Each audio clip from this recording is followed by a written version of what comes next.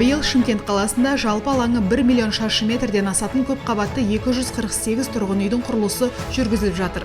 Оның ішінде ауданы 594 мың шаршы метрді құрайтын 126 тұрғын үй жеке инвесторлардың қаржысына салынуда. Инвестиция көлемі 150 миллиард теңгені құрайды.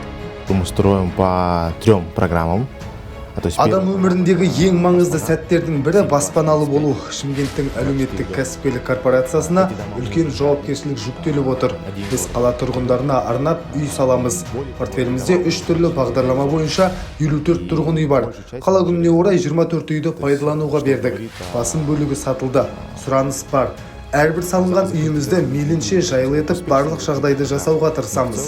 Соның бірі пәтер иелері корпоративінің онлайн жүйесін енгізу. Мұнда тұрғындардан арыз шағым келіп түседі. Келешекте маңызды нәрселерді ескеру үшін кері байланыс жасау өте маңызды. Все дома есть у нас 5-летняя гарантия. Кстати, вот если мы недавно, буквально завтра введем онлайн КСК, приложение ЕКСК, где все вот эти заявки, они будут мониториться напрямую нами. Заявки от жильцов. Потому что от жильцов поступает очень много заявок, они поступают в виде бумажного варианта, на WhatsApp, поступают в управляющую компанию, то есть у нас доступа к этому нет. Мы решили, что все-таки нет. Мы управляющей компании попросим в режиме именно вот такого открытого приложения, чтобы мы все эти заявки видели, чтобы мы тоже понимали, в части чего эти заявки, в смысле комментарии поступают.